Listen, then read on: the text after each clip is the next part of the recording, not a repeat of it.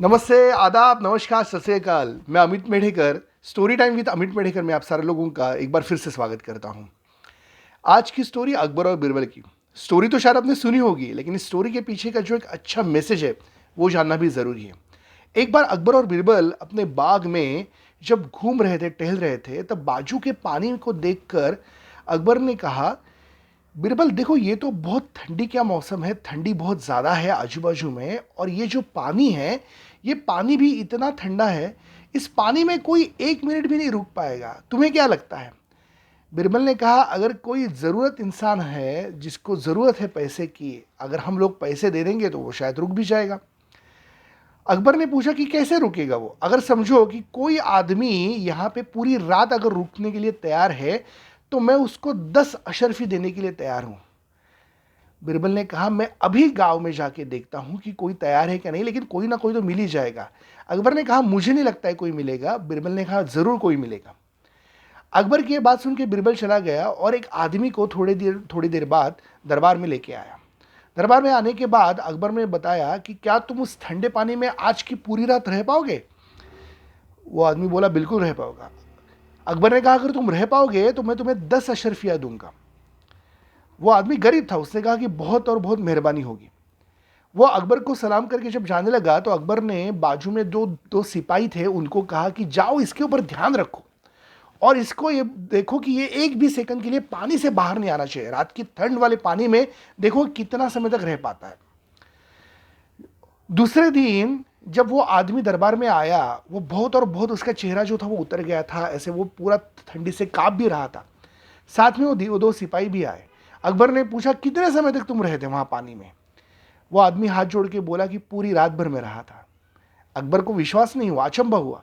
अकबर ने उस सिपाही से पूछा, क्या ये सच कह रहा है? सिपाही बोले, हाँ हुजूर, ये सच कह रहा है, ये एक सेकंड के लिए भी पानी से बाहर नहीं आया। पूरी रात ये ठंडे पानी में वैसे के वैसे ही खड़ा था, एक जगह से हिला भी नहीं। अकबर ने पूछा, ये कैसे संभव है? तुम्हें क्या प्रेरणा मिली? तुम कैसे रुके इस ठंडे पानी में? क्या सोच रहे थे तुम? क्या दिमाग में था? वो आदमी ने कहा, कुछ दिमाग में तो नहीं था, बस मैं सोच रहा था कि सुबह कब हो, और वो सुबह कब हो इसके बारे में सोचते सोचते सामने एक जो बत्ती जल रही थी, उस बत्ती की तरफ मैं देख रहा था। अकबर ने कहा, तभी तो उस बत्ती की जो रोशनी थी, उस रोशनी से तुम्हें कुछ ना कुछ गर्माहट तो मिली होगी और इसलिए तुम रहे होगे। चलो, मैं तुम्हें छोड़ देता हूँ, सजा नहीं देता हूँ कि मैंने जो कहा था वो तुमने किया नहीं, लेकिन मैं तुम्हें अशरफी नहीं दूंगा। वो गरीब आदमी बेचारा बहुत परेशान होकर कहा कि उससे मुझे कुछ नहीं फायदा हुआ, मैं तो उस ठंडे पानी में पूरी रात भर खड़ा था। लेकिन अकबर ने कुछ भी नहीं सुन के लिया। जैसे अकबर ने उसको भगाया, बीरबल को तो बहुत बुरा लगा। बीरबल ने कहा कि चलो, इसको कुछ ना कुछ तो भी मिलना चाहिए, क्या कर सकते हैं। तभी बीरबल उठा और बीरबल ने कहा कि हुजूर, मेरे घर में मुझे काम याद आया है, मैं थोड़ी देर में आता हूं। अकबर ने कहा कि चलो जाओ, तुम जाओ। थोड़ी देर बाद हुई, लेकिन बीरबल आया नहीं। दोपहर का समय हुआ, तभी बीरबल आया नहीं। अकबर ने एक बार संदेशा भेजा, तभी बीरबल नहीं आया। दूसरी बार संदेशा भेजा, तभी बीरबल नहीं आया। शाम होने को आई, तब भी बीरबल नहीं आया। तो अकबर तो भी अचंभे में रह गए। अकबर ने कहा कि क्या हो गया बीरबल को, बीरबल क्यों नहीं आ रहा, ऐसे क्या घर में काम हो गया? उन्होंने सोचा, चलो जाके खुद ही देखते। जैसे वो खुद गए, जाके देखने के लिए देख रहे थे, तब उनको देखा कि बीरबल वहां पे उसके घर के बाहर एक बहुत बड़ा एक ऐसे जो रहने के लिए और जो बैठने के लिए एक जो जगह थी, उस जगह के अंदर उसने एक बहुत अच्छी सी विस्ताव, ये जो हम कहते हैं कि बहुत अच्छे फायर जो थी वो जलाई थी, और फायर के कम से कम 10 फीट ऊपर एक मटकी उसने टांग दी थी। अकबर बीरबल के पास चले गए। बीरबल को पूछा, ये तुम क्या कर रहे हो? बीरबल ने हाथ जोड़ के कहा, जहांपना, मैं इस मटके में खिचड़ी पका रहा हूं। अकबर बीरबल की तरफ देख रहे थे, उस मटकी की तरफ देखा, उस वो जो अग्नि आ रहा था उसकी तरफ देखा और बोले, बीरबल, तुम्हारा दिमाग तो ठीक है, तुम कहाँ पे, तुम्हें अगर खिचड़ी बनानी भी है तो तुम्हें उस मटके को इस जो फायर है उसके ऊपर रखना पड़ेगा, तुम इतने 10 फीट ऊपर क्यों रखा है?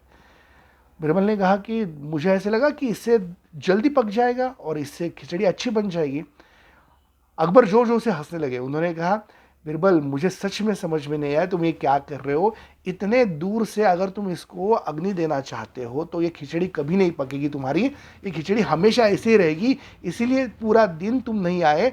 तुम पहले ये खिचड़ी अगर तुम्हें बनानी है तो इस मटके को खाली कर दो, ये नीचे ले लो, और ये नीचे करके क्या करना है तुम्हें, ये जो अग्नि जो यहाँ पे तुमने जलाया है, इस अग्नि को तुम अग्नि पे जलाए हुए तुम्हें उसके ऊपर रखना है। बिरबल ने बहुत और बहुत ध्यान से पूछा, जहांपना ये क्यों नहीं पक सकता? तो अकबर ने कहा क्योंकि इसमें बहुत ज्यादा दूरी है, यहां पे बहुत डिस्टेंस है।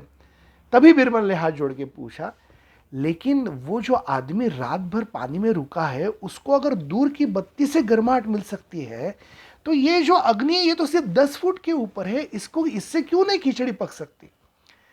जैसे बिरबल ने ये कहा, अकबर ने उसकी तरफ ध्यान से देखा और कहा, अच्छा बिरबल, तो तुम मुझे ये समझाना चाहते थे कि वो जो आदमी है उसको अशरफी मिलनी चाहिए?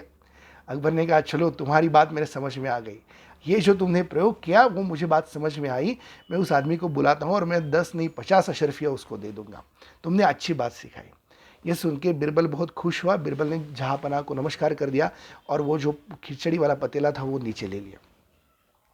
ये छोटी सी कहानी अकबर और बिरबल की, लेकिन ये बताती है कि हर एक इंसान जो जरूरतमंद है, जिसको कुछ ना कुछ चाहिए, वो कुछ तो एफर्ट्स करता है।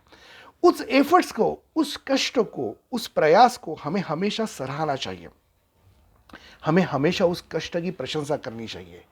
एक आदमी किस बैकग्राउंड से आता है, कौन कौन सी चीज़ों के साथ आगे आता है, कौन कौन सी चीज़ों के साथ कुछ ना कुछ करने की कोशिश करता है, उस कोशिश को हमें हमेशा ध्यान में रखना चाहिए। उस कोशिश को हमें हमेशा सोचना चाहिए। उस कोशिश को हमें आगे बढ़ा देने के लिए आगे लेके जाना चाहिए। और यही चीज़ है, अगर आप उस कोशिश का सम्मान करेंगे, उस कोशिश के चलते उसको जो भी रिस्पेक्ट मिलेगा और उस रिस्पेक्ट के साथ आपको भी बहुत बड़ा सम्मान मिलेगा। तो आइए, हमारे आजू बाजू में जो भी लोग छोटा सा भी प्रयास कर रहे हैं ज़िंदगी में आगे बढ़ने का, उनका साथ बटाते हैं और हर एक छोटे से प्रयास को भी प्रशंसनीय सेवा में लेके जाते हैं। अगर आपको ये छोटी सी कथा, छोटी सी स्टोरी पसंद आई है तो हमें ज़रूर बताइए और हमारे इस चैनल को सब्सक्राइब करना मत भूलिए। मैं अमित मेढेकर आप सारे लोगों से विदा लेता हूँ और एक बार फिर से मिलूंगा नए स्टोरी के साथ। तब तक के लिए अपना ध्यान रखिए। Thank you so much for joining healthy mind consultancy. Thank you so much everyone.